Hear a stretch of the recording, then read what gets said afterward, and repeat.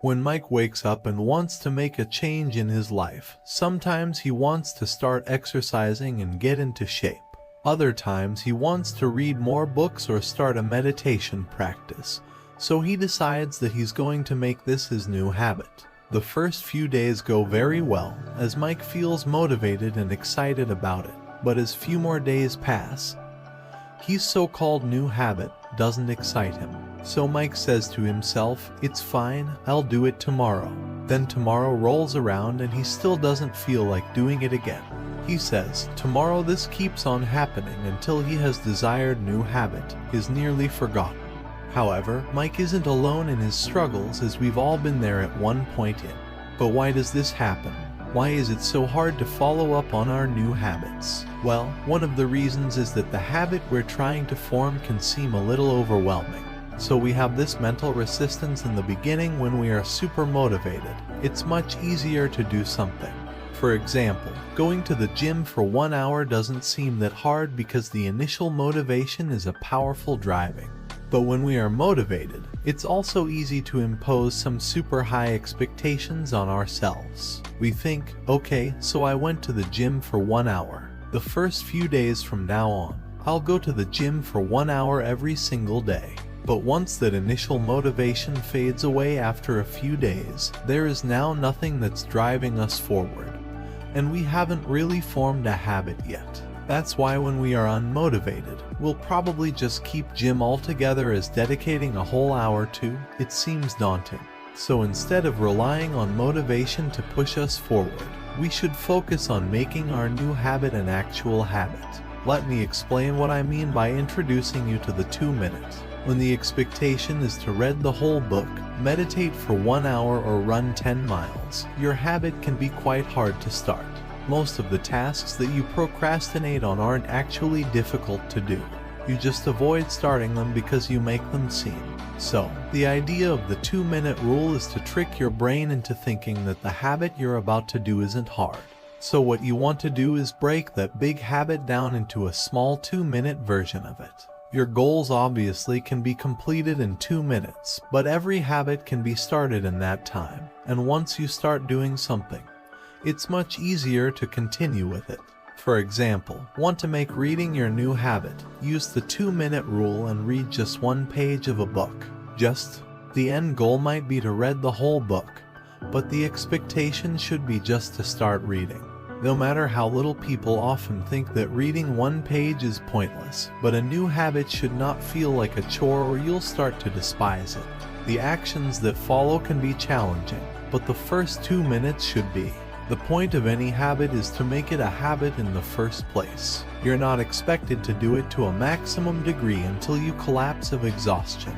So first, you need to train yourself to just start by taking the most simple baby steps. Once you start, it's so much easier to just continue because that mental resistance is now gone and you are already doing the habit you want it to.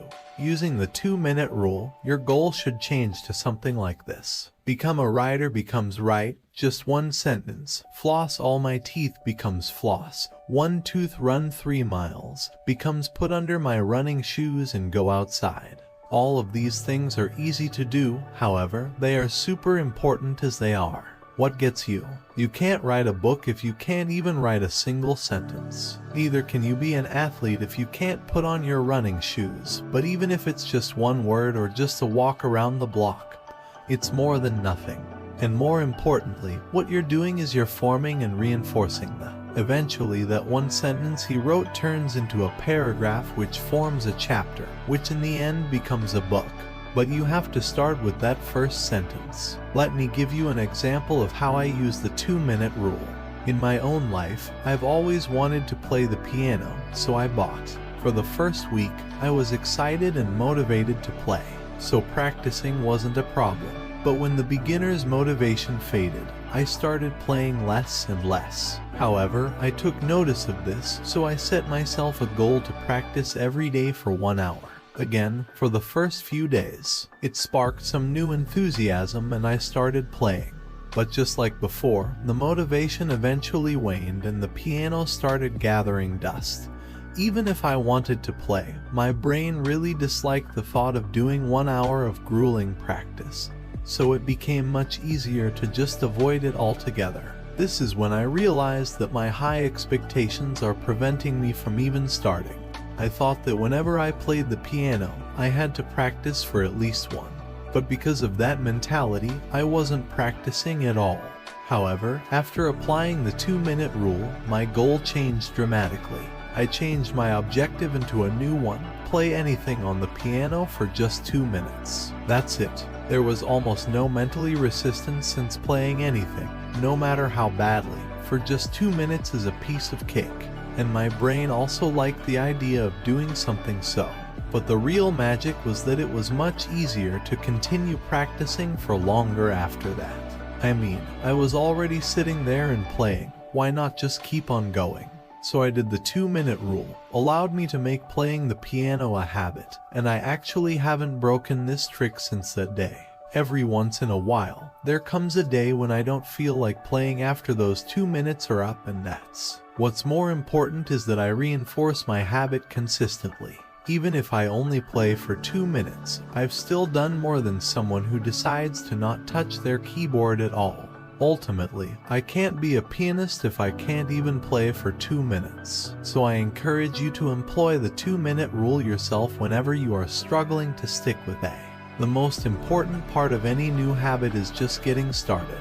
It's not about how well or for how long you do it. It's about consistently taking action towards it instead of trying to create a perfect habit from the start. Do the easier thing on a consistent basis. That's how you will make your habit an actual. Writing one sentence is better than not writing anything. 1 minute of piano practice is better than none at all. And 1 minute of reading is better than never picking up the book. It's far better to do less than you hoped for than to do nothing at all. There will be plenty of time to improve your performance later on. Remember, you can't improve a habit that doesn't exist. Just start and the rest will follow. Thanks for watching. If you found the video helpful, make sure to press that like button and share it with someone that needs help making their habits stick, and make sure you're subscribed so you don't miss out on more video.